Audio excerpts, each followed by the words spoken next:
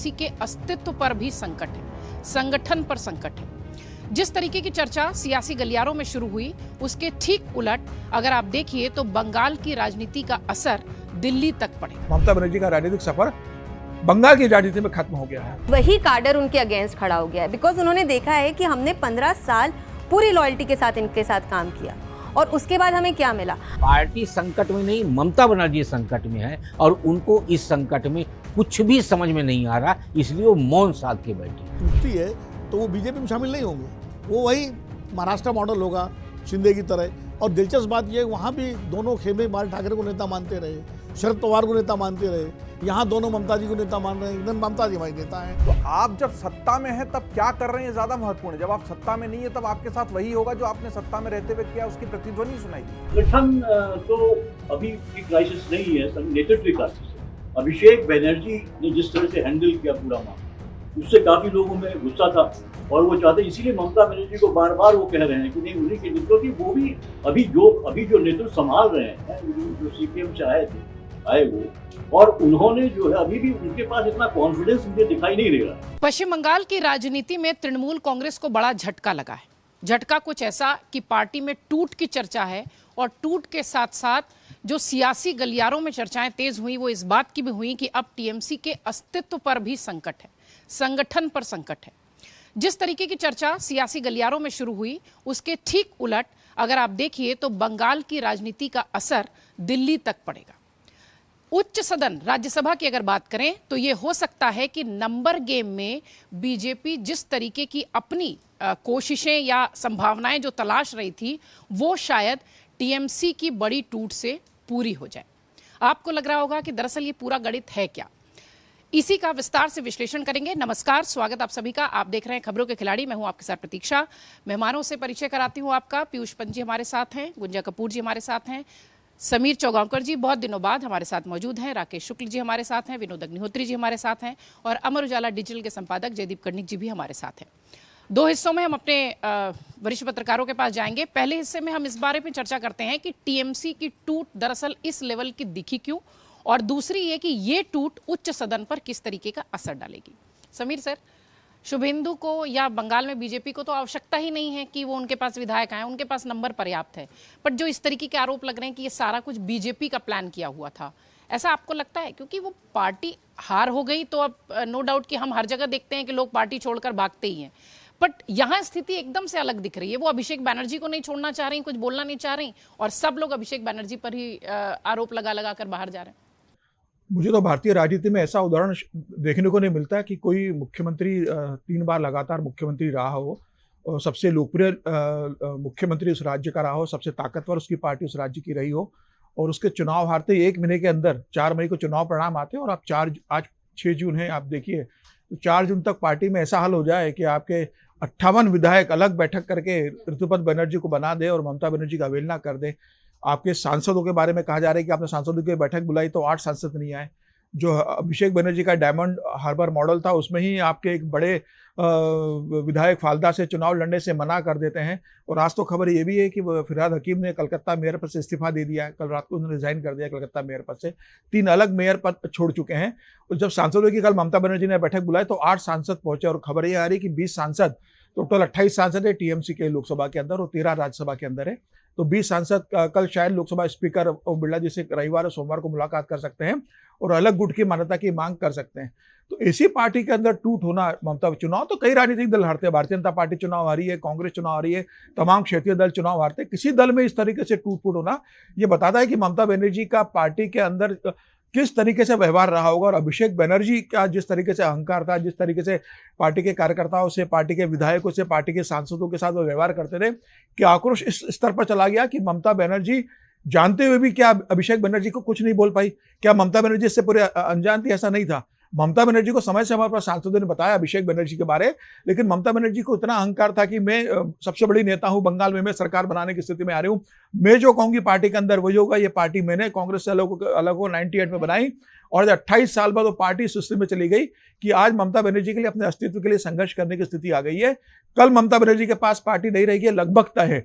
तो मुझे लग रहा है कि जिस तरीके से ममता बनर्जी ने सारे अपने कमेटियों को भंग कर दिया, पूरी पार्टी को भंग कर दिया पार्टी बचाने के लिए, ये बता रहा है कि ममता बनर्जी का पार्टी के अंदर किस तरीके से वर्किंग। तो ये कह देना कि भाई भारतीय जनता पार्टी के चुनाव, भारतीय जनता पार्टी तो आपको रहा ही नहीं, आप अपने घर में चुनाव अगर हार रहे हो तो आपको ये समझना चाहिए कि आपकी स्थिति क्या स्थिति पे आप पहुंच गए हो। तो मुझे लग रहा है कि ममता बनर्जी जमीनी स्तर पर सत्ता के मद में इतनी मस्त रही, सत्ता में इतनी रही, उनको लगा कि एक खास समुदाय उनके लगातार वोट करता रहेगा तो उनको चुनाव हराना मुश्किल है। लेकिन भारतीय जनता पार्टी ने जमीनी हकीकत को समझा, संगठन पे काम किया, ममता बनर्जी चुनाव हारी, और चुनाव हारने के बाद आप पे इतना अहंकार है कि आप इस्तीफा देने राज्यपाल के पास नहीं जाते हो, आप कहते हैं मैं इस्तीफा नहीं दूंगी। आप चुनाव आयोग पर तमाम तरह के आरोप लगाते हो, और जो आरोप चुनाव आयोग पे आप लगाते हो, पार्टी के आपके विधायक उसके साथ खड़े नहीं होती हो। तो मुझे लगता है कि ममता बनर्जी की सबसे बड़ी हार है, नैतिक हार भी है, चुनावी हार भी है, और पार्टी जिस तरीके से गई है, मुझे उम्मीद नहीं थी कि इतनी जल्दी इतनी बड़ी टूट ममता बनर्जी की पार्टी के अंदर होगी 80 विधायक आने के बाद भी। अब मुझे लगता है कि ममता बनर्जी के हाथ से पूरी पार्टी हाथ से निकल गया। अब लगभग असंभव है ममता बनर्जी सत्ता में वापसी करे। एक तो ममता बनर्जी की जिस उम्र के जिस पड़ाव में है, और भारतीय जनता पार्टी जिस तरीके से वहां सत्ता में आई और जिस तरीके से अब काम करेगी वहां पर, तो ममता बनर्जी के लिए मुझे नहीं लगता कि अब बंगाल में बचा है। अब कहा यह भी जा रहा है कि ममता बनर्जी ने यूसुफ पठान से कहा था कि बहरामपुर से इस्तीफा दे दो, मैं लोकसभा चुनाव लड़ने चाहती हूँ, उसने भी वहां से सीट खाली करने से मना कर दिया। अब सबसे बड़ी चुनौती यह होगी कि 2 साल बाद लोकसभा चुनाव है। जिस तरीके से टीएमसी के सांसदों को, कार्यकर्ताओं को, नेताओं को जिस तरीके से अंडे मारे जा रहे हैं, वो कट मनी वापस करने के लिए लोगों से कह रहे हैं कि आप आइए अपने कट मनी लेकर जाइए। ऐसी पार्टी की जो स्थिति हो गई है, 2 साल बाद क्या चुनाव में वो सांसद जनता के बीच ममता बनर्जी का चेहरा लेकर जाएंगे? जो अभी अंडे खा रहे हैं वो 2 साल बाद क्या स्थिति फेस करेंगे? तो मुझे लग रहा है सांसदों को ये डर है कि 2 साल बाद हमें ममता बनर्जी अब चुनाव नहीं जितवा सकती। तो मुझे लग रहा है उन्हें अपने राजनीतिक भविष्य की चिंता है, और उन्हें लग रहा है कि अब ममता बनर्जी का पूरा जो मॉडल था, अभिषेक बनर्जी की जो राजनीति वो पूरी एक्सपोज हो चुकी है। भ्रष्टाचार के तमाम आरोप है, ईडी सीबीआई जांच कर रही है, हस्ताक्षर तक आपने फर्जी करा ली विपक्ष के नेता को बनाने के लिए, जो सिग्नेचर जो कांड हुआ जिसपे जांच हो रही है। तो इतना बड़ा जब मामला हो गया है, अभिषेक बनर्जी कभी भी जेल जा सकते हैं। अब मुझे लगता है कि बहुत ज्यादा ममता बनर्जी के पास राजनीतिक भविष्य बचा नहीं है। ममता बनर्जी कोशिश करेगी किसी तरह से 8 तारीख को इंडिया गठबंधन की दिल्ली में बैठक है, उसमें आकर कुछ करे और अपने आप को कुछ प्रासंगिक बनाने के लिए इंडिया गठबंधन में राहुल गांधी से, अखिलेश यादव से कुछ समर्थन मांगे, क्या करेगी। लेकिन फिलहाल मुझे लगता है ममता बनर्जी का राजनीतिक सफर बंगाल की राजनीति में खत्म हो गया है, खत्म होता दिख रहा है। बिल्कुल ठीक है, और शायद इसीलिए इस तरह की तस्वीर भी दिख रही है। गुंजा, जब आप बंगाल को देखती हैं, हमने देखा एक महिला नेतृत्व, मुझे लगता है कि देश में कोई इस तरीके का नेता नहीं रहा है, बट आपकी नाक के नीचे अभिषेक बनर्जी इस तरीके की चीज़ें करते जा रहे हैं, आपके पास ढेरों शिकायतें आ रही हैं, और उसके बावजूद भी आपने उस पर एक्शन नहीं लिया, और आज स्थिति ये आई कि आपके हार के साथी जिन्हें आप अपना कहती थी वो भी आपके साथ नहीं है। क्या मायावती जैसी स्थिति, जैसे उत्तर प्रदेश में मायावती की स्थिति होगी, वैसे बंगाल में ममता बनर्जी दिखती हैं क्या? देखिए, मेरा जो राजनीतिक अंडरस्टैंडिंग है और बहुत कम है सब लोगों से, कि जब भी हम किसी क्षेत्रीय दल की बात करते हैं, और स्पेशली ऐसी पार्टी की जो किसी व्यक्ति विशेष के इर्द गिर्द बनी होती है, उसका कई बार भविष्य या तो वो 2 भागों में बढ़ जाती है, जो हमने देखा कि शिवसेना के साथ हो, और एकदम अलग धाराओं पे दोनों बह रही हैं, या फिर वो एक अलग नेतृत्व चुन लेती हैं, जो कि MGR के बाद जयंती रामचंद्रन और जयललिता के बीच संघर्ष हुआ, एंड द पार्टी चोज कि हम जयललिता के साथ जाएंगे। या तो फिर तीसरा होता है कि वो पार्टी सेट्स इनटू ऑब्लिवियन, जो हम अब JDU के साथ शायद होते देख रहे हैं, और वो इवेंचुअली वो सनसेट की ओर चली जाती है, except for what happened with Samajwadi party, क्योंकि मुलायम सिंह जी के इर्द गिर्द थी, वो सक्रिय होते होते अपने उत्तराधिकारी को एक्टिव कर गए, जो कि बाकी लोग नहीं कर पाए। क्योंकि अब देखिए, अगर ममता बनर्जी ने अपना 3rd टर्म शायद अभिषेक बनर्जी को दे दिया होता, तो आज अभिषेक बनर्जी के पास वो स्ट्रेंथ होती कि वो थोड़ा काडर को समझते, काडर उन्हें एक्सेप्ट कर लेता। पर अब जब वो देख चुके हैं कि भाजपा इतनी ज़्यादा बहुमत के साथ आई है कि अगले 2 टर्म में भी उसको पूरा तरीके से अप्रूव करना मुश्किल होगा, तो उनको भी लग रहा है कि अब इस पार्टी में कुछ नहीं होगा। दूसरी तरफ आप देखिए, जो सर कह रहे थे कि एक पर्टिकुलर वर्ग आपको हमेशा वोट करता रहेगा, वो भी इस बार हमें कॉन्सेप्ट हिलता हुआ दिखा, बिकॉज SIR हैपेंड, बहुत सारे फेक वोटर्स हट गए, CAA NRC होने ही वाला है। तो एक तरह से जो नैरेटिव था कि हम अक्रॉस बॉर्डर सिक्योरिटी भी बढ़ गई है अब काफ़ी, अक्रॉस बॉर्डर से लोगों को लेके आएंगे और वो हमारे लिए शायद वोट करेंगे, वो नैरेटिव भी इस बार पूरी तरीके से कोलैप्स हो चुका है। तो आई थिंक काडर, जो ममता बनर्जी की मेजर स्ट्रेंथ थी, ममता बनर्जी की मेजर स्ट्रेंथ ये नहीं थी कि वो लोकसभा में कितनी सीटें लाती हैं, उनकी स्ट्रेंथ थी काडर, और उसी काडर की वजह से उन्होंने लेफ्ट को भी निकाला। बिल्कुल ठीक है, 3 बार शासन में आज वही काडर उनके अगेंस्ट खड़ा हो गया है, बिकॉज उन्होंने देखा है कि हमने 15 साल पूरी लॉयल्टी के साथ इनके साथ काम किया, और उसके बाद हमें क्या मिला? शुभेंदु अधिकारी 5 साल पहले चले गए। जेनजी में एक टर्म होता है FOMO, fear of missing out, जो आप कह रही हैं कि बड़े बड़े नेता शुभेंदु अधिकारी के साथ दिखते हैं, बिकॉज उन्हें लगता है कि हम भी अगर 5 साल पहले चले गए होते तो आज हम भी सत्ता में बैठे होते। बिल्कुल ठीक। क्योंकि ममता बनर्जी ने तो कभी किसी की सुनी ही नहीं। So I think this is the reason why एक पोजीशन ऑफ अहंकार, एक पोजीशन ऑफ अनसर्टेनिटी, क्योंकि जैसे सर कह रहे थे कि वो कैसे उम्र के पड़ाव पे हैं कि अब उनका राजनीतिक भविष्य जो है वो अनसर्टन है। और तीसरा और बहुत इंपॉर्टेंट पॉइंट, भारत में अब आप देखिए डायनेस्टी को लेकर ना जो एक अलग माइंडसेट हो गया, एक अलग माइंडसेट हो चुका है कि भाई काम वर्सेस नाम में मोदी जी ने वो 12 साल में ये सबके दिमाग में बैठा दिया है कि काम बोलता है, नाम ज़्यादा दिन नहीं चलता है। आई थिंक वो अब इस बार बंगाल में भी दिख रहा है कि जब 15 साल काम हमने किया तो तुम हेलीकॉप्टर से या फिर तुम्हारा कोई भतीजा है तो इसकी वजह से हम क्यों किसी की लीडरशिप को एक्सेप्ट करें। बिल्कुल ठीक है। राकेश सर, ये जो इतनी बड़ी टूट 1 महीने के अंदर दिखाई पड़ रही है रिजल्ट के आते ही, इस टूट को कैसे, मतलब क्या इसका प्रमुख कारण मान रहे हैं? नेतृत्व मान रहे हैं, संगठन की अस्थिरता मान रहे हैं, या वो जो भविष्य की राजनीति को लेकर जो ये लोग जो है बहुत ज़्यादा अब दिख रहे हैं कि भाई हम अपनी राजनीति करना ज़्यादा ठीक है टीएमसी के रहने के साथ? क्या वजह आप बड़ी मानते हैं? 2011 में जब लेफ्ट पार्टी को हरा के तृणमूल कांग्रेस की सरकार बनी थी, तब भी इसी तरह की भगदड़ मची थी लेफ्ट पार्टी में, और उसके तमाम नेता मंडल से लेके और प्रदेश तक के तृणमूल कांग्रेस में आ गए थे। तृणमूल कांग्रेस ने अपने दरवाजे खोल रखे थे, आइए, क्योंकि उनको उस तरह के लोगों की आवश्यकता थी। तो वहाँ का जो एक माइंडसेट, जो एक पैटर्न है, वो पैटर्न फिर दिखाई दे रहा। वहाँ 3 चीज़ें महत्वपूर्ण होती हैं, एक राजनीतिक संरक्षण, व्यापारिक संरक्षण और आपराधिक संरक्षण। ये 3 तरह का जो पैटर्न है, ये पैटर्न पूरी पॉलिटिक्स को सेट करता है। लेकिन भारतीय जनता पार्टी ने दरवाज़ा बंद कर रखा है कि आप प्रवेश नहीं करेंगे, तो उससे एक नई विधा की राजनीति बंगाल में देखने को मिल सकती है। और नई विधा की राजनीति ये होगी कि सत्ता पक्ष के हिसाब का विपक्ष होगा,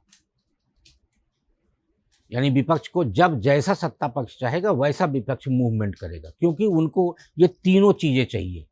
तो भाजपा में शामिल हो या भाजपा के बाहर रहे, भाजपा ने एक अलग छाता खोल दिया है कि आप हमारे छाते में ना आके इस छाते के अंदर रहिए। और इसी का कारण है कि जो लोग कल तक अभिषेक बनर्जी का पैर छूते थे, वो आज उनका टांग खींच रहे हैं, क्योंकि पैर छूने के पीछे उनका उद्देश्य था और आज टांग खींचने के लिए भी उनका एक अपना उद्देश्य है। उसी उद्देश्य के तहत ये सब हो रहा। ममता बनर्जी को भी ये पता था कि हमारे पास समर्पित नहीं है, समर्थित लोग हैं, लेकिन उनको ये एक भ्रम ये भी था कि हमारे साथ पब्लिक है। पब्लिक के साथ जो उनका एक समीकरण था मुस्लिम का, बंगाली वोटरों का, उन्होंने बंगालियों का भी हिंदू नहीं बनने दिया। तो बंगाली और मुस्लिम वोटरों का जो समीकरण था, वो समीकरण के भ्रम ने उनको हार का कारण दे दिया। और इसीलिए आप देखिए पूरा पैटर्न देखिए, ममता बनर्जी का यदि आप सीटों का समीकरण देखेंगी तो 80 सीटें वो जीती हैं। 18 ऐसी सीटें हैं जहां कांग्रेस इस बार दूसरे नंबर पे थी। 2 सीटें वो जीती तो 20 हो गई, 80-20 100 हो गई। 8 सीटें जो है आपके हुमायूं कबीर ने नुकसान किया, 2 सीटों पे जीते वो, 10 सीट वो हो गई। और 7 सीटों पे नुकसान किया नौशाद सिद्दीकी ने और 1 सीट जीते तो 8 सीट वो हो गई। तो 125 का आंकड़ा पार हो रहा था, लेकिन वो मुगालता जो है उनके लिए घातक साबित हुआ। और आज स्थितियां ये है कि पार्टी संकट में नहीं, ममता बनर्जी संकट में है, और उनको इस संकट में कुछ भी समझ में नहीं आ रहा, इसलिए वो मौन साध के बैठी, क्योंकि उनका रिएक्शन उनका और पार्टी का भविष्य तय करेगा। सर, ममता बनर्जी का भविष्य और विपक्षी एकता का भविष्य क्या बंगाल से जुड़ा हुआ देख रहे हैं आप? ममता बनर्जी का जो पार्टी में जो हाल हो रहा है वो क्यों हो रहा है? मैं शुक्ला जी की बात से बिल्कुल सहमत हूँ। इन्होंने एक लाइन कही कि जो लोग कल तक अभिषेक बनर्जी का पैर छूते थे वही टांग खींच रहे हैं। ये सत्ता का खेल है। वो क्या नाम है उनका, ऋतुपर्ण बनर्जी, कौन है, क्या नाम है उनका, ऋतुव्रत बनर्जी। अब ऋतुव्रत बनर्जी का हिस्ट्री देखें उनकी तो उनका इतिहास इसी का है। वो सीपीएम में थे, सीपीएम छोड़ के वो तृणमूल में आए। अब तृणमूल छोड़ के वो जो है, अरे निकाले गए नहीं, अरे भाई निकाले आप तब जाते हैं जब आप कुछ ऐसा करते हैं कि निकाले जाएं। वो भी छोड़ने का एक तरीका होता है। वो ये जो है वो उन्होंने जो बयान दिया था उस वक्त और जो पूरा घटनाक्रम था तो उसमें निकाले जाना था। ऐसे उन्होंने इस बार भी किया। तो वो तो उनका इतिहास है। और चूंकि बीजेपी ने प्रकट रूप से दरवाजे बंद कर रखे हैं क्योंकि उनके पास 200 से ज़्यादा विधायक हैं, उनको ज़रूरत नहीं है। हाँ, लेकिन जो शुक्ला जी कह रहे हैं कि उनको विपक्ष भी अपने माकूल चाहिए, तो उसके लिए ऋतुराज बनर्जी जो है वो तैयार हो गए कि ठीक है। और वो अब क्या होगा, देखिए 15 साल से सरकार रही है वहाँ, हर विधायक की फाइल है, हर विधायक के ऊपर बैगेज है, तो बचना है। जब अभिषेक बनर्जी पर अंडे फेंके जा सकते हैं तो विधायकों की और जिला परिषद वालों की क्या हैसियत बचेगी। तो पहला काम क्या होता है कि नेता को इतना बेइज्जत कर दो कि उसका कार्यकर्ता और विधायक और सब टूट जाए। तो पहला काम तो अभिषेक बनर्जी के साथ हुआ। ये राजनीति का एक नया मॉडल है कि जो नेता हारे तो उसको इतना बेइज्जत करवा दो पब्लिक के नाम पर कि वो उसके कार्यकर्ता वैसे ही खत्म हो जाएंगे, टूट जाएंगे, मनोबल हो जाएगा। तो वो हो गया। विधायक जो है ये ठीक, अभिषेक बनर्जी की कार्यशैली से नाराज होंगे, वो तो पहले भी नाराज, अभिषेक बनर्जी वही कार्यशैली थी। 2021 में क्यों नहीं छोड़ के गए आप? क्योंकि तब तो 216 सीटें आ गई थी, तो कैसे जाते? अभी अगर 200 सीटें या 150 सीटें भी आ जाती तो कोई नहीं जाता। ये तो सत्ता का चुंबक और सत्ता का भय दोनों है जो इस तरह का विधायक ये कर रहे हैं। कोई गांधीवादी सत्याग्रही थोड़ी है ये कि बड़े नैतिक हों, बड़ा उनका जमीर जाग गया कि अभिषेक बनर्जी जो है हम डायनेस्टी पॉलिटिक्स के खिलाफ है, फलाना, ऐसा कुछ नहीं है। ये सिर्फ सत्ता का खेल है। और जो कल्याण बनर्जी का भी एग्जाम्पल दिया ही कि उनके यहाँ छापा पड़ गया, और यही लोकसभा में भी होगा, क्योंकि लोकसभा में बीजेपी को चाहिए। उधर स्टालिन की पार्टी भी गुणदोष के आधार पर समर्थन विरोध करेगी क्योंकि इंडिया गठबंधन से अलग हो गई है। और इधर ममता बनर्जी की पार्टी जो है अगर टूटती है तो वो बीजेपी में शामिल नहीं होंगे, वो वही महाराष्ट्र मॉडल होगा शिंदे की तरह। और दिलचस्प बात यह, वहाँ भी दोनों खेमे बाल ठाकरे को नेता मानते रहे, शरद पवार को नेता मानते रहे, यहाँ दोनों ममता जी को नेता मान रहे हैं। ममता जी हमारी नेता हैं, लेकिन काम सारे करेंगे जो ममता जी के खिलाफ हों। तो ये विशुद्ध राजनीति के स्वार्थों की लड़ाई है, और राजनीति के स्वार्थ का नियम है कि जो सत्ता से बाहर जाता है उसकी दुर्गति होती है। रही बात विपक्षी एकता का जो सवाल आपने किया है, देखिए विपक्षी एकता का अब जो है आज की तारीख में जो स्थितियां हैं, सारे छत्रप जो है ढेर हो गए। एक समाजवादी पार्टी का किला भी बचा हुआ है, हालांकि सत्ता से बाहर है, उसको अभी 2027 में लड़ना है। बाकी आरजेडी, स्टालिन, ममता सब किनारे हो गए, सब लगभग। तो अब जो स्थिति थी, जो हम सब लोग भी कहते थे कि भाई इंडिया गठबंधन का नेता तो किसी फाइटर को होना चाहिए, कांग्रेस तो लड़ नहीं सकती। ममता बनर्जी हो, स्टालिन हो, अखिलेश जी हो, तेजस्वी हो, अरविंद के, यही कहते थे ना हम सब लोग। वो सारे खेत रहे। तो अब कांग्रेस के लिए एक कंफर्टेबल पोजीशन हो गई, बड़ी संभावना और पोजीशन नहीं, कंफर्टेबल पोजीशन हो गई कि अब उस पर उंगली उठाने वाला कोई नहीं है। अब ऐसे में जो क्षेत्रीय दल हैं उनके सामने दो ही रास्ते हैं, या तो अपनी ढपली अपना राग अलग हो। इंडिया गठबंधन नाम की कोई चीज़ वैसे भी कभी उस तरह से थी नहीं। जो अनुराग जी ने कहा था कि ऐसी शेल कंपनी थी कि इसका रिटर्न फाइल करने के टाइम ही खुलता था। तो लेकिन अब जो कुछ भी था तथाकथित रूप से जो बचा हुआ, या तो उसको सब छोड़ तार के अपने अपने रास्ते जाएं और अपना अपना तैयारी करें, या कांग्रेस का नेतृत्व स्वीकार करके रीऑर्गेनाइज करें अपने आप को आगे के लिए। ये दो ही रास्ते हैं। अब 8 तारीख को स्टालिन तो आ नहीं रहे, डीएमके नहीं आ रही, ममता जी आएंगी। ममता जी अगर जीत जाती तो मुट्ठी तान के आती कि मैं लीडर हूँ। उद्धव भी नहीं आएंगे। अब उद्धव आए ना आए, उद्धव तो वैसे भी केजरीवाल भी नहीं आएंगे। केजरीवाल तो पहले छोड़ चुके हैं, वो तो अनाउंस कर चुके हैं, लड़वा दिए थे, वो तो अनाउंस कर चुके हैं। उद्धव तो वैसे भी उनका देवेंद्र फडणवीस के साथ एक चल रहा है। देखो इन सबके अपने अपने स्वार्थ जो होते हैं ना राज्यों में, उसके लिए उन्हें सत्ता का संरक्षण जरूरी है। ये वो विपक्ष नहीं है जो डॉक्टर लोहिया और जयप्रकाश नारायण वाला विपक्ष कि जो सड़क पे उतर जाए। ये सारी पार्टियां इंक्लूडिंग कांग्रेस सब सरकार में रहे हैं, सबके बैगेज हैं, सबके ऊपर जो है सबके अपने स्वार्थ हैं, फाइलें हैं, तो सब एक तरह से कोर्ट कंप्रोमाइज्ड हैं। तो उसमें जो है सबको सत्ता का संरक्षण चाहिए। और ऐसे में आपको चुनाव भी लड़ना है तो या बने का दो ही रास्ते हैं। अब 8 तारीख को बैठक हुई, कोई बहुत ज़्यादा उससे उम्मीद नहीं करनी चाहिए। लेकिन हाँ, कांग्रेस के लिए अवसर है कि वो जो क्षेत्रीय पार्टियों के क्षेत्र में क्या वो अपनी ज़मीन वापस पाने की कोशिश करेगी या कर पाएगी, ये उसका टेस्ट है।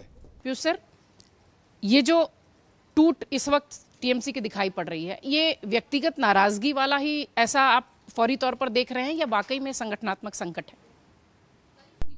नहीं, देखिए संकट तो है वो, लेकिन संगठन मुझे लगता है कि मजबूत है काफी टीएमसी का। और इसीलिए अभी आप देखिए कि लगातार जो जिनके नेतृत्व में वो अलग हुए हैं पूरे लोग, वो इस बात को लगातार कह रहे हैं कि ममता बनर्जी ही हमारी नेता है, ममता बनर्जी ही हमारे नेता है। तो उससे और कंफ्यूजन की स्थिति बन रही है। मुझे लगता है कि एक गुस्सा है, खासकर ममता बनर्जी के भतीजे हैं जो अभिषेक बनर्जी, उनके खिलाफ काफी गुस्सा वहां पे है। लेकिन सरप्राइजिंग ये है कि आप देखिए कल जो मीटिंग हुई उसमें सांसद भी नहीं पहुंचे वहाँ, मुश्किल से मेरे ख्याल से लोग थे वहाँ पे। तो इसके मतलब कुछ सीरियस है जो पक रहा है। लेकिन वहीं पे आप देखिए कुछ जिस तरह से एक ये अलग गुट हुआ, तो भाजपा का एक मुझे लगता है कहीं से कहीं एक प्लान के तहत ये चीज़ें हो रही हैं, क्योंकि जो इस गुट के अगवा कर रहे हैं, क्या नाम है उनका, हाँ प्रिंस बनर्जी, वो हमने देखा वो किस तरह से जो है कि शुभेंदु अधिकारी के साथ भी जो दिल्ली में दिखाई दिए वो। लेकिन वो तो कह रहे हैं कि हम ममता बनर्जी के ही जो है सानिध्य में आगे बढ़ना चाहते हैं, उन्हीं का मार्गदर्शन चाहते हैं। हाँ, दरअसल क्या है कि ये जो देखिए संकट ये भी है कि नहीं, भारतीय जनता पार्टी के पास इतने नंबर्स आ गए हैं कि उनको किसी को अपने यहाँ शामिल करने का वो कोई इस तरह का दबाव नहीं है। दूसरा, उनके अंदर से भी जो है विरोध हो रहा है। तो ये ग्रुप अलग थलग सा पड़ गया है। मतलब ये सोचे शायद अपॉर्चुनिटी मिलेगी, कुछ लोग हमारे जो है कैबिनेट में चले जाएंगे, सरकार में शामिल हो जाएंगे, लेकिन ऐसा होता हुआ दिखाई नहीं दे रहा है, क्योंकि ऑलरेडी दबाव है बीजेपी के अंदर वहाँ, क्योंकि अच्छी खासी सीटें उनके पास, उनको किसी की ज़रूरत अभी है नहीं फिलहाल जो है। तो लेकिन चूँकि लोकसभा और राज्यसभा दो चीज़ है वो इस समय बीजेपी के लिए महत्वपूर्ण है, और इसीलिए पूरा फोकस उन्होंने किया। और मुझे लगता है कि कहीं ना कहीं वो बीजेपी कॉन्ट्रैक्ट में थी, और जिस तरह से वो रिवोल्ट हुआ है वो एक कहीं ना कहीं इसी तरह से हुआ है कि एक तरह से एक गुट आप बना लीजिए, जो गुट जो है कि बहुत ज़्यादा विरोध ना करे और आपके लिए केंद्र में जो है आपका काम आसान कर दे। क्योंकि देखिए अब जब होगा ना डिलिमिटेशन वाला अगर बिल आता है तो वो उसको अगर वो फिर से रीराइट करते हैं, हाँ, तो ये तमाम चीज़ें हैं। तो मुझे लगता है कि देखिए संगठन तो अभी की क्राइसिस नहीं है, नेतृत्व की क्राइसिस है। अभिषेक बनर्जी ने जिस तरह से हैंडल किया पूरा मामला, उससे काफ़ी लोगों में गुस्सा था, और वो चाहते, इसीलिए ममता बनर्जी को बार बार वो कह रहे हैं कि नहीं उन्हीं के, क्योंकि वो भी अभी जो नेतृत्व संभाल रहे हैं, वो जो सीपीएम से आए वो, और उन्होंने जो है अभी भी उनके पास इतना कॉन्फिडेंस मुझे दिखाई नहीं दे रहा है कि वो इस गुट को लेके और जनता के सामने, क्योंकि ये खबरें भी आ रही हैं कि जनता भी नाराज़ है उन लोगों के इस एक्शन से जो है वो है। तो ये तमाम चीज़ें हैं। तो अभी मुझे लगता है कुछ समय लगेगा देखने में कि क्या हो रहा है। लेकिन जहाँ तक संगठन है, देखिए अगर संगठन मजबूत नहीं होता तो इस तरीके से जो है कि एक शिफ्टिंग नहीं होती, क्योंकि एन ब्लॉक शिफ्टिंग हुई है और ममता बनर्जी को कमज़ोर किया गया। ये भी बहुत बड़ा सरप्राइजिंग एलिमेंट है कि ममता बनर्जी जिनका वर्चस्व चलता था वहाँ पूरा, और ये था कि वो एक ग्लू की तरह थी कि उन्हीं के साथ जो है कि सारी पार्टी चल रही है पूरी तरीके से। उनका लगातार एमएलएज की मीटिंग में नहीं शामिल होना, एमएलएज का, और फिर जो है सांसद के वाली मीटिंग जो कल बुलाई गई थी उसमें भी नहीं शामिल होना, ये कहीं ना कहीं लगता है कि अभिषेक बनर्जी के खिलाफ इतना आक्रोश है कि यहाँ तक कि ममता बनर्जी को भी जो है उनके सांसद और ये, लेकिन दूसरा एक डर और भी है, ईडी वाला भी है। देखिए कल्याण बनर्जी उनके साथ है, ममता के साथ आए तो उनके घर जो है कि छापा पड़ गया पूरी केंद्रीय एजेंसियों का डर, तो एजेंसियों का डर तो है निश्चित रूप से ये वो तो, क्योंकि देखिए सब लोग कहीं ना कहीं जो है बहुत धंधे कर रहे हैं पूरी तरीके से, और बहुत पैसे कमाए हैं लोगों ने, तो वो सब चीज़ें उन लोगों को डर है, और ये इसका बहुत प्रभावी ढंग से जो है वो केंद्र सरकार इस्तेमाल कर रही है अपने लिए। सर बंगाल की स्थिति, जैसा कि सर ने कहा कि कोर्ट कॉम्प्रोमाइज्ड वाली जो दिखाई पड़ रही है, उसी तरह से पूरा धड़ा वैसे ही जाता दिख रहा है जो हमने 2011 में देखा था जब लेफ्ट से शिफ्ट टीएमसी में हो रही थी। लेकिन टीएमसी और लेफ्ट चूंकि एक दर्शन की तरह काम करता रहा, इसलिए उसका अस्तित्व तो है। लेकिन अगर टीएमसी से शिफ्ट होके वो बीजेपी चलेगी तो टीएमसी लेफ्ट की तरह दिखाई पड़ेगी क्या? मैं फिर से राजेंद्र माथुर जी को कोट करना चाहूँगा। उन्होंने अपने संपादकीय में एक बार लिखा था कि कांग्रेस किसी पार्टी का नाम नहीं है, कांग्रेस एक फिनोमिना है। जो भी पार्टी सत्ता में आएगी वो शने शने कांग्रेस हो जाएगी। इसमें भारत की राजनीति का वो दर्शन छुपा है जो आप दर्शन कह रही ना कि लेफ्ट के, वो दर्शन तो राजनीति का है और सत्ता का है। और वो विजन बिल्कुल सही था कि कांग्रेस किसी पार्टी का नाम नहीं है, वो एक फिनोमिना है। चूँकि कांग्रेस लंबे समय तक सत्ता में रही तो उसकी बुराइयाँ लोगों को दिखाई देती रही, लेकिन जो सत्ता में आता है, जिस वादे के साथ, जिस लड़ाकूपन के साथ, बंगाल में जिस बदलाव की बयार के साथ लेफ्ट के किले को ढहाकर ममता बनर्जी आई, क्या उन वादों पर खरी उतरी? सड़कों पर फेंके जाने वाले अंडे और मुंह पर फेंके जाने वाला कीचड़ ये बता रहा है कि उन 15 सालों में आपने जनता के साथ क्या किया। ये आपके आईना है। ये 15 साल की सत्ता के बाद शीला दीक्षित भी तो हारी थी ना दिल्ली में, उनके घर पे तो किसी ने अंडे नहीं फेंके, कीचड़ नहीं फेंका। हार होती है, लेकिन हार की भी अपनी एक गरिमा होती है, और हार के बाद अगर इस तरह के अंडे फेंके जा रहे हैं और सड़क में भीड़ में कपड़े फाड़े जा रहे हैं तो उसको आप केवल राजनीति नहीं कह सकते। ये उस दमन और शोषण की प्रतिध्वनि है जो आपने उन 15 सालों के दौरान उस बंगाल में किया, जिस बंगाल को आपने वादा किया था स्वराज का। भाई इसी दिल्ली में अरविंद केजरीवाल ने भी स्वराज का वादा किया था ना, पर जब नहीं हुआ तो जनता ने हराया ना। तो आप जब सत्ता में हैं तब क्या कर रहे हैं ज्यादा महत्वपूर्ण है। जब आप सत्ता में नहीं है तब आपके साथ वही होगा जो आपने सत्ता में रहते हुए किया, उसकी प्रतिध्वनि सुनाई देगी। यह आपका आईना है। कोई इमारत जो दूर से बहुत मजबूत दिखाई देती है वो अंदर से कितनी भुरभुरी और कितने ताश के पत्तों से बनी होती है, ये देखना हो तो ममता बनर्जी के इतनी मजबूत दिखाई देती थी, जमीनी पकड़ वाली दबंग, अब यह हालत है कि पार्टी में उनका नाम लेवा नहीं बचा। तो इसका मतलब वो बंदी मुट्ठी लाख की थी और खुल गई तो वो खाक की हो चुकी है। हालत यह है कि अब अपनी ये वाली दुर्गति देखकर, अब ये खबर की पुष्टि नहीं हुई है, लेकिन वो संसद में जाना चाहती ताकि उनकी विजिबिलिटी और उनकी राजनीति का अस्तित्व बनी रहे, और सीट खाली करने के लिए कह रही हैं तो नेता उनके सीट खाली नहीं कर रहे हैं। जिनको उन्होंने टिकट दिया था बुला के, अरे जिनने गुजरात पैर से बुला छू के के टिकट मांगे, यूसुफ पठान तो गुजरात के हैं। अब ये खबर की पुष्टि हो नहीं पाई है, कल खबर चलती रही है यूसुफ पठान वाली की उसने मना कर दिया है, लेकिन अगर ऐसा हुआ है तो आप सोच के देखिए ना। अच्छा, इसमें एक दिलचस्प जयदीप जी और जोड़ दूंगा अभी। हाँ। हुमायूं कबीर ने कहा कि मैं खाली कर दूंगा सीट, हमारे यहाँ से लड़े, हमारे यहाँ से लड़ लो। तो इससे घोर बेइज्जती नहीं हो सकती ना, तो बेइज्जती वाली बात है, पूरी इंसल्ट है ये, मुंह पर तमाचा है ये। तो अब वो अगर संसद में जाना चाहती है और जिन लोगों ने उनके पैर छूकर उनसे टिकट मांगे वो उनके लिए सीट खाली नहीं कर रहे हैं, तो किसी नेता की इससे मतलब बुरे दिनों में भी नेता नेता ही होता है। इस परिस्थिति में जीत पाएगी क्या चुनाव लोग? हाँ, ये भी बड़ा प्रश्न है। देखिए बुरे दिनों में भी नेता नेता होता है। नेता तब होता है जब उसके पास जनाधार हो, लोगों का मजबूत सपोर्ट हो। जब वो सत्ता में रहा हो तो उसने ऐसे कहा यार अच्छा आदमी था फिर भी हार गया, अच्छी नेता थी फिर भी हार गई, दबंग नेता थी। दोष ममता बनर्जी का ये नहीं है कि उन्होंने अपनी तरफ से कोई बेईमानी की, दोष उनका ये है कि उन्होंने भाई जो सारे लोग दरबार में बैठे थे उन्होंने चीरहरण होते हुए देखा और उस अन्याय के खिलाफ आवाज नहीं उठाई ना। अन्याय को सहना उससे बड़ा है ना। भाई भीष्म पितामह खुद उस चीरहरण में शामिल नहीं थे, लेकिन उन्होंने अपनी आस्थाओं को हस्तिनापुर के सिंहासन से बांधे रखा और उसके खिलाफ आवाज नहीं उठाई, तो दोषी तो वो भी हुए ना। शरशैया पे तो लेटना ही पड़ा ना, युद्ध में तो वो दूसरी तरफ ही खड़े रहे, कौरवों की तरफ खड़े रहे ना वो।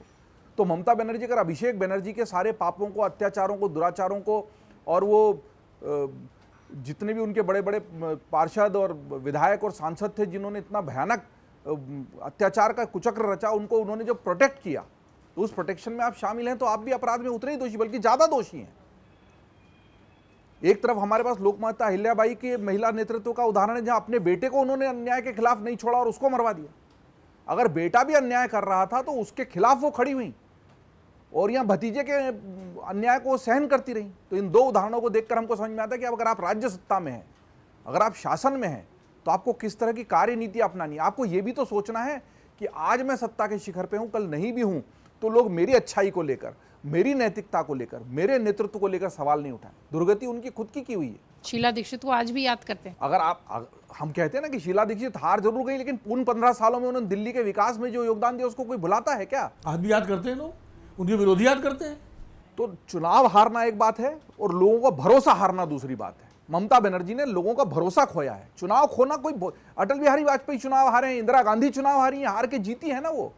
इस पूरे में सबक ये नहीं है, सबक हर नेता के लिए ये है कि आप चुनाव हार जाओ कोई बात नहीं, खिलाड़ी होता है खेल हारता है ना, लेकिन लोगों का अरे यार बहुत बढ़िया खेला पर हार गया, अरे यार वैभव सूर्यवंशी ने शतक बनाया लेकिन कोई बात नहीं राजस्थान हार गई। वो जो कोई बात नहीं वाली बात ममता के साथ क्यों नहीं आ रही? अरे इनके साथ तो ऐसा होना ही था, इनको अंडे के जूते पड़ने चाहिए। ये लोग क्यों कह रहे हैं, क्यों कह रहे हैं लोग ऐसा? दौड़ा दौड़ा के पास दो। और ये जो बात आई कटबनी वापस कर देने वाली, इससे बुरी क्या मतलब आपने ली है ना?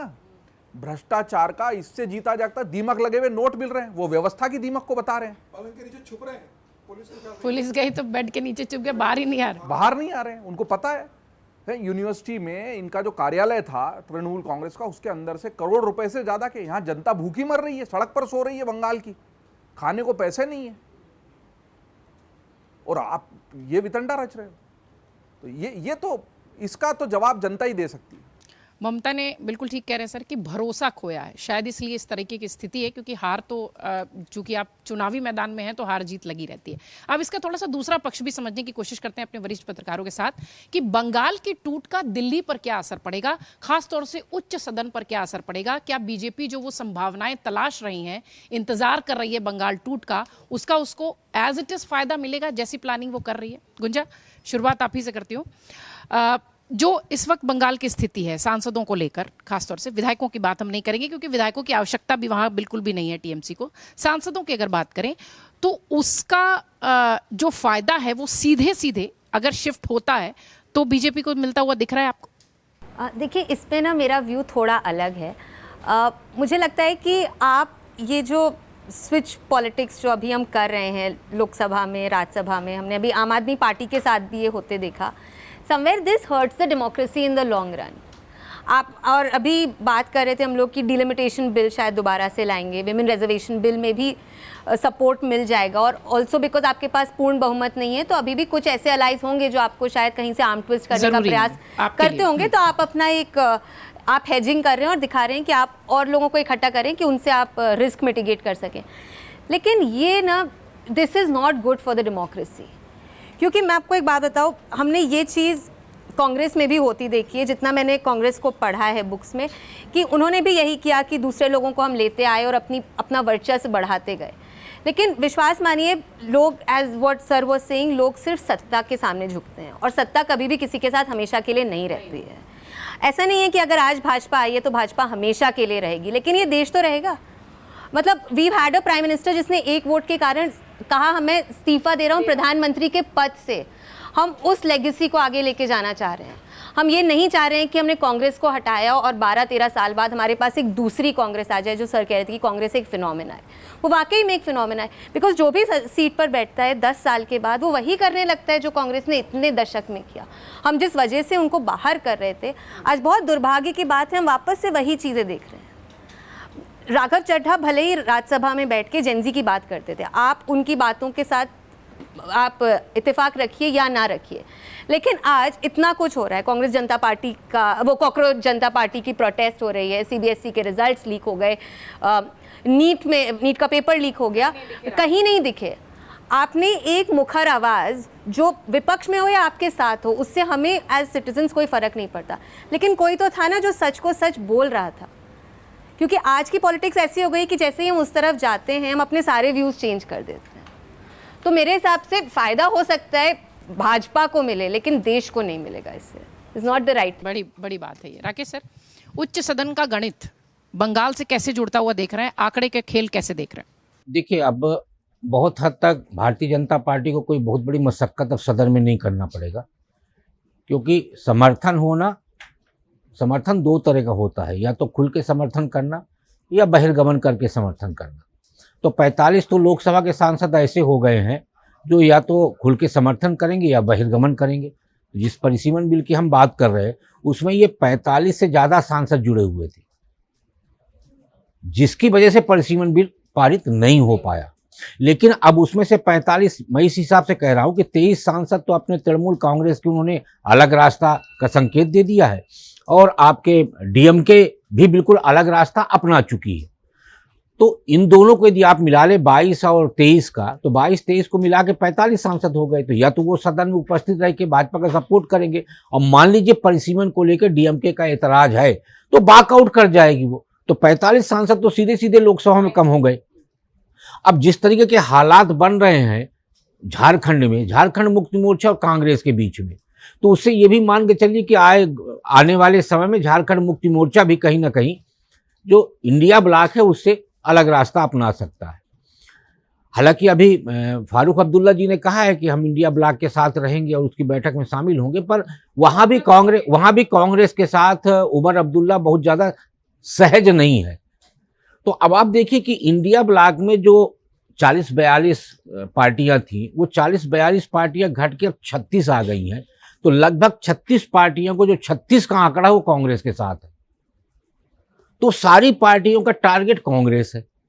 अब जैसे विनोद जी ने कहा, एकदम सही है, उनके पास ताकत हो या ना हो, लेकिन जो ताकत बची हुई है वो ताकत कांग्रेस वापस ना ले जाने पाए, अब उनके सामने वो लड़ाई है। और उसी लड़ाई को लड़ने के लिए वो इंडिया ब्लॉक यदि रखेंगे तो माइनस कांग्रेस की कोशिश करेंगे कि सारे हारे हुए छत्रप एक साथ हो जाएं और कांग्रेस को कहीं ना कहीं बाहर रखें, क्योंकि सबके अस्तित्व का संकट खड़ा हो गया है और कांग्रेस उनके अस्तित्व के लिए सबसे बड़ा संकट बन के उभरी। अच्छा, सारे छत्रप जब एक हो जाएंगे तो उनको तोड़ना भी बड़ा मुश्किल होगा। विनोद सर उस दिन कह रहे थे ना, किसी ने ऑफ रिकॉर्ड उनसे कहा कि सब एक हो जाए तो बीजेपी तोड़ नहीं पाएगी, बड़ा मुश्किल होगा।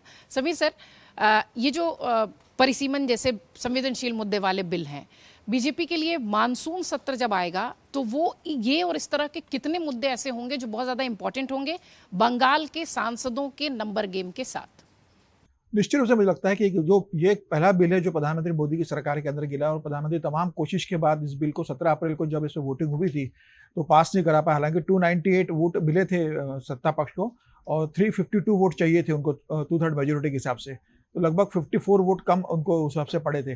तो मुझे लग रहा है कि सरकार उस पर कोशिश लगातार कर रही। तो प्रधानमंत्री मोदी ने कहा था कि भाई आज हम बिल आ रहे, हमारा हौसला नहीं आ रहे, हम वापस आएंगे। तो मुझे लग रहा है उसके बाद से अमित शाह ये कोशिश कर रहे होंगे कि 2029 का जो चुनाव हो वो 33% रिजर्वेशन के आधार पर और वो बिल पास कराया जाए। तो मुझे लगता है निश्चित रूप से सरकार उसकी कोशिश में होगी, भारतीय जनता पार्टी इस कोशिश में होगी कि वो भी पास कराया जाए। अब ये देखना होगा कि क्या वो अभी मतलब इसी मानसून सत्र में लाने को तैयार है या उसके लिए थोड़ा इंतजार करते हैं और अगले शीतकालीन सत्र में उसको लेकर आते हैं, थोड़ा और मजबूत होकर लेकर आते हैं। तो मुझे लगता है कि सरकार की पूरी कोशिश होगी कि उस बिल को पास कराया जाए, और भले ही बिल अभी पास नहीं होगा, आने वाले समय में बिल जरूर पास होगा, लेकिन सबसे बड़ी ताकत उनको ये लगी कि आज तमाम बड़े जो दल थे, जो उनके घोर विरोधी थे, वो आज उनको समर्थन मुद्दों के आधार पर देने के लिए तैयार हो गए। अगर आप देखें कि डीएमके जैसा दल अगर ये कहता है कि केंद्र सरकार को हम मुद्दों के आधार पर समर्थन देंगे, तो मुझे लगता है एक भारतीय जनता पार्टी या केंद्र सरकार की बड़ी जीत है कि उनको डीएमके जैसे दल ने समर्थन देने की घोषणा कर दी है। अगर आप देखेंगे तो अब टीएमसी में जिस तरीके से टूटी हुई, अब टीएमसी के बड़े सांसद का वक्त समर्थन देगा। मुझे लगता है जिस तरीके से विपक्ष में निराशा छा गई है विपक्षी दलों के अंदर, तो बहुत मुश्किल भारतीय जनता पार्टी की बिल लाने की नहीं होगा। आने वाले समय में बिल भारतीय जनता पार्टी पास करा लेगी, और अब राज्यसभा में भी भारतीय जनता पार्टी अपनी ताकत एक बढ़ाएगी, क्योंकि वहां पर उनको थोड़ा मेजोरिटी चाहिए। अभी भारतीय जनता पार्टी के 113 से ज्यादा राज्यसभा के सांसद हैं, और मुझे लग रहा है कि अब आने वाले एनडीए के अगर मिला ले तो 148 के करीब हो जाते हैं। अभी राज्यसभा का चुनाव होगा, कुछ ऐसे राज्यसभा के सांसद टूटेंगे, हो सकता है कि अब टीएमसी के कुछ राज्यसभा के सांसद इस्तीफा दे दे और भारतीय जनता पार्टी के वहां से राज्यसभा में लौटे। ये सारे आने वाले 6 महीने में हमको देखने को मिलेगा। मुझे लगता है कि 6-8 महीने में बड़ा परिवर्तन होगा राज्यसभा और लोकसभा को लेकर, और फिर भारतीय जनता पार्टी कंफर्टेबल स्थिति में आएगी, तो निश्चित रूप से मुझे लगता है वो बिल पास करा के लेके जाएगी। पीयूष सर, बंगाल की टूट का असर ये तो तय है कि सीधे सीधे दिल्ली पर दिख रहा है और खासतौर से अपने संसद पर दिख रहा है, देश की सबसे बड़ी पंचायत पे दिख रहा है। क्या 2029 की प्लानिंग और सेटिंग भी सदस्यों के आधार पर या नंबर्स के आधार पर बीजेपी अभी से सेट करने की कोशिश कर रही है? इसलिए डीएमके वाला भी फायदा ले रहा है। डीएमके अगर मुद्दों पर है और मान लीजिए वॉकआउट भी कर जा रही है तो भी तो साथ ही है ना, क्योंकि नंबर तो माइनस ही हो जाएंगे वैसे भी उनके जो 45-44 लोग हैं। हाँ देखिए 2029 तो मैं नहीं कहूँगा, लेकिन हाँ 2029 की तरफ जो है वो स्टेप बाय स्टेप पहला उनका जो है जितने अपने बिल हैं जिसमें 2/3 मेजोरिटी चाहिए या 1 नेशन 1 इलेक्शन का जो बहुत बड़ा इंपॉर्टेंट है, जिसमें उनको लगता है कि विरोध हो सकता है, तो इसीलिए वो इस तरह से टूट करवा के या जैसे आम आदमी पार्टी सबसे बड़ा टारगेट था उनका, पूरे मेरे ख्याल से 8 उनके शायद 7 या 8 हाँ पूरे के पूरे उन्होंने अपनी तरफ कर लिए, धीरे-धीरे खत्म करते जा रहे हैं। वो नंबर्स चाह रही भारतीय जनता पार्टी जहां मात खा रही है वो नंबर्स पे, तो वो नंबर को जुटाने के लिए वो काम कर रही है पूरी तरीके से। और टीएमसी का भी जो है, मैं आपसे जो कह रहा था, ये टीएमसी की अपनी कमजोरियां थी, उसमें उनका जो शासन था वो कमजोरी थी, सब कुछ था, लेकिन भारतीय जनता पार्टी ने इसको पढ़ा, इसको जो है मैदान में जाके देखा कि हाँ वो पल्स उनको मिला और उन्होंने उस पर काम करना शुरू किया। और न केवल सिर्फ चुनाव आयोग या पूरी की पूरी ब्यूरोक्रेसी सेंटर से ले जाना, तमाम उन्होंने जो हथकंडे अपनाए उसमें, उसके साथ साथ उन्होंने डोरे डालने भी तभी से शुरू कर दिए थे जब से, चूँकि हम देख रहे हैं ये एक दिन का मामला नहीं है, ये पूरा एक भारतीय जनता पार्टी की स्ट्रेटजी रही है, किस तरह से टीएमसी को आप कमज़ोर करेंगे, इलेक्शन में हराएंगे, फिर इनको अपनी तरफ इधर यहाँ से ममता बनर्जी मोस्ट पावरफुल एक फाइटर लेडी, उसको एकदम आप नेस्त नाबूद कर दीजिए और पूरा ग्रुप को आप ले आइए, इस तरफ ले आइए, भले ही आप उसको अपने में शामिल नहीं करेंगे लेकिन अपने लिए इस्तेमाल करेंगे। जैसा कि ये कहा जा रहा है कि जैसे ऑपोजिशन एक ऐसा हो जो उनके इशारे पे ही काम करे, जब ज़रूरत हो तो उनके लिए वोट करे, जब ज़रूरत हो तो अगर नहीं करना चाहे तो एब्सेंट हो जाए या वॉकआउट कर जाए। तो मुझे लगता है ये लगातार ये काम कर रही है भारतीय जनता पार्टी कि किस तरह से उन कानूनों को जो वो लाना चाहती है उसमें one election one nation one election बहुत इंपॉर्टेंट है उनके लिए। और तो उस तरफ ये तमाम प्रयास हैं। निश्चित रूप से 2029 को ये अफेक्ट करेंगे, क्योंकि फिर वो वर्डिक्ट जनता का किस तरह से आता है उसमें, क्योंकि तमाम चीज़ देखिए अलग अलग जब चुनाव होते हैं हर राज्य के अलग अलग मुद्दे होते हैं उनको, और जो कैंपेनिंग होती है वो अलग होती है। उस तरीके से आप जो वर्डिक्ट होता है लोगों का वो डिफर कर सकता है। बट जब आप एक टाइम में सारे चुनाव कराएंगे तो हो सकता है कुछ मोटे मुद्दे जो नेशनल लेवल के हैं उनके आगे जो स्टेट मुद्दे जो है प्रभावित हो जाए, छिप जाए पीछे। तो ये तमाम चीज़ तो मोदी जानते हैं कि जो मेरी एक अपील है वो जो है कि पूरी तरीके से मुझे राज्यों में भी जीत दिलवाएगी। तो ये उनकी एक योजना है पूरी तरीके से, और मुझे लगता है उसी तरफ ये प्रयास हो रहा है कि पहले अपने नंबर्स बढ़ाइए, क्योंकि जहाँ उनको दिक्कतें आ रही हैं वहाँ पे 2/3 मेजोरिटी जहाँ चाहिए आपको। देखिए एब्सोल्यूट मेजोरिटी तो निकाल ले रहे हैं, कभी हाथ उठवा के बिल पास कर, संशोधन के लिए तो 2/3 चाहिए, पोजिशन वालों को सस्पेंड करके वो बिल पास करवा लेते हैं, लेकिन 2/3 इज ए डिफिकल्ट प्रोपोजिशन। तो उसके लिए पूरा नंबर गणित पूरा काम कर रहे हैं। आम आदमी पार्टी को तोड़ लिया है एंड वो पूरे के पूरे तोड़ लिए, मतलब इस तरह चल रहा है। टीएमसी को तोड़ लिया। डीएमके से एक बात मैं कहूँगा, बात हो रही है लेकिन डीएमके ये परसिस्ट कर रहा है कि आप इसको रिफॉर्म करिए बिल को, वो प्रावधान उसमें लाइए कि जो शेयरिंग है हमारी कितने नंबर्स होंगे। अमित शाह जी ने तो कह दिया कि 50-50 का होगा, लेकिन उस बिल में कुछ नहीं था इस तरह का प्रावधान कि 50 होगा। तो वो कन्फ्यूज़न है। वो चाहते हैं कि बिल को फिर से रीड्राफ्ट किया जाए। अगर उनकी वो ग्रीवेंसेस कम होती हैं तो मुझे लगता है वो वोट तो शायद नहीं दें, लेकिन एब्सेंट हो जाए या बॉयकॉट कर लें ताकि वो नंबर, हाँ, क्योंकि वो अपना एक बचाव रखना चाहेंगे हो जाए, क्योंकि वो हमेशा से वो दलित जो है वहाँ की वो राजनीति है और ये ब्राह्मणिकल जो राजनीति है उसके विरोधी रहे। परिसीमन पर भी वो अगर साथ नहीं है और वॉकआउट करके तो भी तो फायदा ही है ना, वो भी तो फायदा ही है। सर, टीएमसी और डीएमके का कांग्रेस से दूरी होना अप्रत्यक्ष लाभ बीजेपी को दे रहा है, ये तो हम सबको दिखाई पड़ रहा है। इस एंड पर कांग्रेस की सियासत या राजनीति किस तरीके की होनी चाहिए? आपने शुरुआत में कहा कि विपक्ष के जो पूरा दल था उसमें अब कांग्रेस के लिए एक अच्छी संभावना है, उसके ऊपर कोई उंगली उठाने के लिए नहीं है, लेकिन फिर भी ये डीएमके टीएमसी का जो टूट है ये दिखाई पड़ रहा है कि सीधे सीधे लाभ तो बीजेपी को जा ही रहा है। नहीं, निश्चित रूप से प्रत्यक्ष तौर पर तो बीजेपी को लाभ है। पार्लियामेंट के अंदर भी डीएमके इंडिया गठबंधन से अलग हो गया है। वो उन्होंने कहा कि मुद्दों के आधार पर तय करेंगे हमें क्या करना है। डिलिमिटेशन बिल पे हालांकि अभी तक स्टालिन का जो बयान आया मैंने पढ़ाऊंगा, हमारा स्टैंड वही है जो पहले था। और जो पीयूष जी कह रहे हैं हो सकता है कि कुछ अंदर बात चल रही हो कि भाई इसको रिफॉर्म करें बिल को और थोड़ा इस तरह की साउथ के कंसर्न को एड्रेस किया जाए बाकायदा बिल के अंदर रिटर्न में, तो शायद हो सकता है भाई अगर उनके कंसर्न एड्रेस हो जाएंगे तो वो बहिर्गमन क्यों करेंगे, वो वोट देंगे समर्थन में, उसमें क्या दिक्कत है उनको। फिर बैकआउट क्यों करेंगे, फिर गुड़ खाएंगे गुलगुले से क्यों परहेज करेंगे। तो इसलिए जो है वो अंडरहैंड क्या हो रहा है, तो फ़ायदा तो निश्चित रूप से है। मैं कांग्रेस को फ़ायदा अगर कांग्रेस करे तो, कांग्रेस के साथ दिक्कत ये है कि फ़ायदे की मौके जो है चूकना उसको आता है।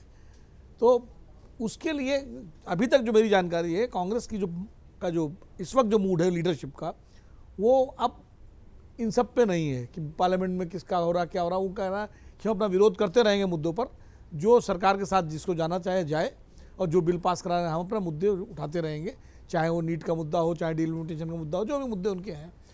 लेकिन वो तैयारी कर रहे हैं 2029 की, पूरा उनका टारगेट 2029 का है।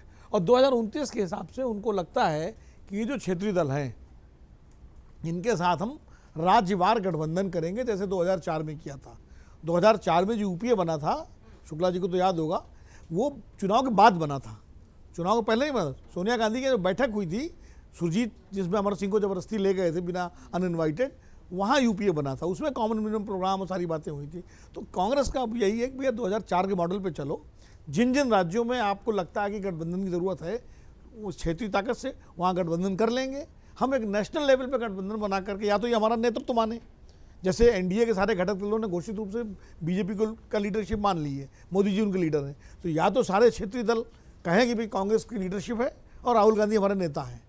वो कहेंगे नहीं, जब वो कहेंगे नहीं तो हम भी अपने हिसाब से अपना करेंगे। तो कुल मिला के वहाँ ये चल रहा है कि भाई जैसे उन्होंने तुरंत तमिलनाडु में फैसला कर लिया, देर नहीं लगी, स्टालिन को छोड़ा डीएमके को और टीवी के साथ चले गए एकदम। तो उनका केरल में उनकी सरकार बन गई। अब दक्षिण के 5 राज्यों में से 4 राज्यों में सत्ता में है बिल्कुल सीधे सीधे। तो उनको जगन रेड्डी से भी कुछ बात चल रही है, 4 में तमिलनाडु में सरकार में है ना, सत्ता में है, मैंने कहा ना, 3 में तो उनकी सरकार है, चौथे में ठीक है, हाँ 3 राज्यों में है, एक में एक सहयोग में सहयोग। सरकार में शामिल है, अभी तक शामिल नहीं थे, डीएमके के साथ शामिल नहीं थे वो। तो वो उनका जो है ये उत्तर भारत के लिए उनका यही है कि भैया जिन जिन राज्यों में हमारा सीधी लड़ाई बीजेपी से है, मध्य प्रदेश, छत्तीसगढ़, राजस्थान, हरियाणा, उत्तराखंड, हिमाचल, जहाँ जहाँ राज्य, दिल्ली को भी मानते हैं, हालांकि आम आदमी पार्टी है वहाँ, लेकिन वो मानते हैं पंजाब, तो जहाँ वहाँ अपने को मजबूत करो। और जिन राज्यों में क्षेत्रीय दल मजबूत हैं अभी भी, जैसे उत्तर प्रदेश हो गया या बिहार हो गया, अगर उनके साथ अंडरस्टैंडिंग होती है तो फिर चुनाव के समय सीटों का तालमेल करके अब चुनाव लड़ेंगे। और इस तरह 2029 में 2004 वाले फॉर्मूले पर कांग्रेस 2004 वाले फॉर्मूले पर कांग्रेस के अंदर बहुत गंभीर चिंतन चल रहा है। ठीक, कांग्रेस अपनी अलग तैयारी 2029 के हिसाब से कर रही है। सर, बंगाल की टूट, डीएमके की कांग्रेस से दूरी, ये उच्च सदन में इसका असर, लोकसभा के नंबर, राज्यसभा के नंबर, और अमित शाह का वो वीडियो वायरल होना जिसमें कि ममता बनर्जी ने उनको किसी स्टेज से कहा था कि कौन है अमित शाह, मैं नहीं जानती, और उसके बाद कट टू अमित शाह की तस्वीर, फोटो चल रही है सोशल पर, इसी की खूब सारी चर्चा है। ये सारा घटनाक्रम इस वक्त कितना 2029 के हिसाब से कितना इंपॉर्टेंट आप देख रहे हैं? और दूसरा सबसे इंपॉर्टेंट कि मानसून सत्र जो आएगा तो तस्वीर कैसी दिखेगी? ये सब वक्त की बात है, तो वक्त के साथ ऐसे वीडियो चलेंगी। पहले किसी ने कुछ भी कहा हो, जब वक्त बदलता है तो सब कुछ बदलता है, बादशाह तो वक्त ही है। ऐसे तो एक समय में अमेरिका ने नरेंद्र मोदी को वीज़ा देने से इनकार कर दिया, उसी जमीन आपको यहाँ से अमेरिका की उड़ान में नहीं बैठ सकते थे ना, वैलिड वीज़ा नहीं था, आप भारत की धरती क्रॉस नहीं कर सकते अगर अमेरिका जाना चाह रहे हैं तो, वीज़ा ही नहीं था।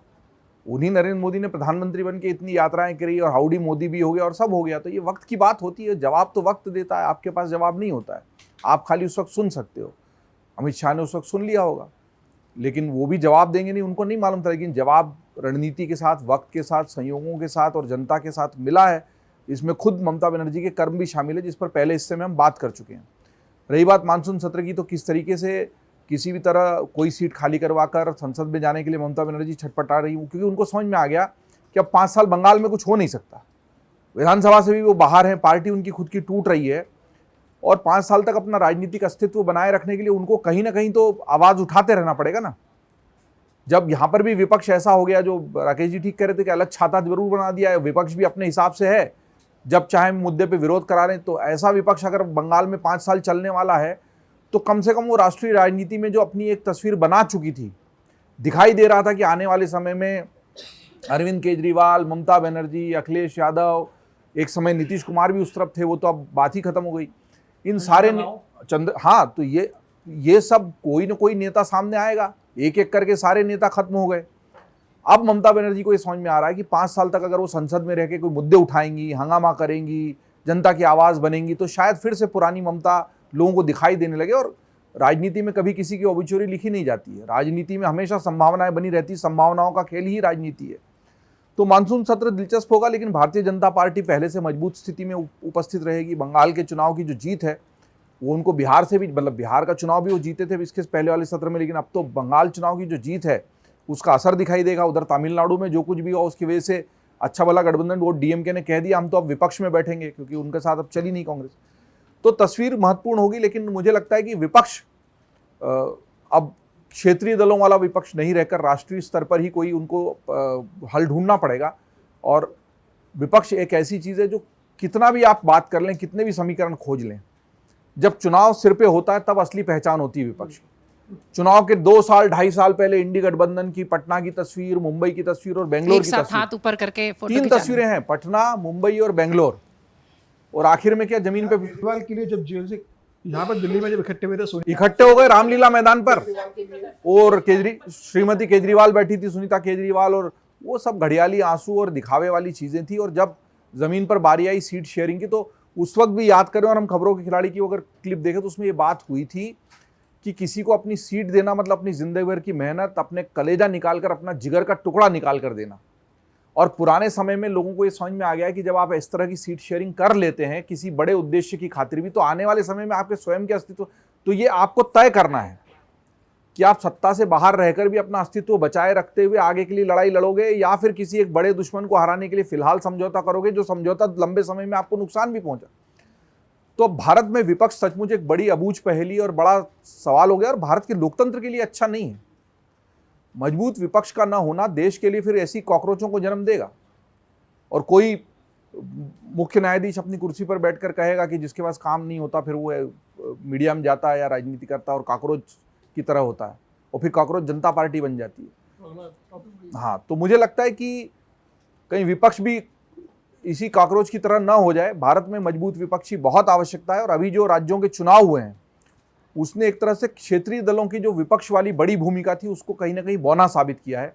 भारतीय जनता पार्टी ने साबित कर दिया कि वो लगातार प्रहार करके उस उपस्थिति को, जैसे कुछ भी कहो बिहार में जदयू तो खत्म है ना लगभग, हाँ, सीटें ही खाली पार्टी उनकी नाम और सीटें ही हैं। उसी तरह शिवसेना महाराष्ट्र में अब लगभग खत्म ही है ना। केवल विनोद जी ठीक कह रहे थे कि उत्तर प्रदेश में समाजवादी पार्टी का अस्तित्व अभी बरकरार है, वो अपना किला क्योंकि जब व्यक्तिवादी परिवारवादी पार्टी होगी और केवल एक लिमिटेड वोट बैंक के सहारे होगी और जनाधार और विचारधारा नहीं होगी तो फिर उस पार्टी का अस्तित्व वैसे भी संकट में रहता है। तो ममता बनर्जी ने उसको व्यक्ति आधारित भी बना दिया और परिवार आधारित भी बना दिया, भतीजे को श्रेय देकर। ये पार्टियों को खुद सोचना पड़ेगा। अगर वो व्यक्ति से और परिवार से बाहर निकलकर जनाधार वाली पार्टियां बनते हैं तो ऐसे झटके फिर उनको बर्बाद नहीं कर पाएंगे। बंगाल में बड़ी दरार देखने मिल ही रही है और उसका सीधा असर दिल्ली पर भी दिखाई पड़ रहा है। आने वाला मानसून सत्र, जैसा कि हमारे वरिष्ठ पत्रकारों ने भी कहा कि बहुत दिलचस्प होने वाला है। नंबर गेम के हिसाब से भी जो बीजेपी संभावनाएं बहुत दिनों से तलाश रही थी, शायद उसकी वो उम्मीद भी पूरी होती दिखाई पड़ेगी। बड़ा दिलचस्प होने वाला है। आने वाले समय का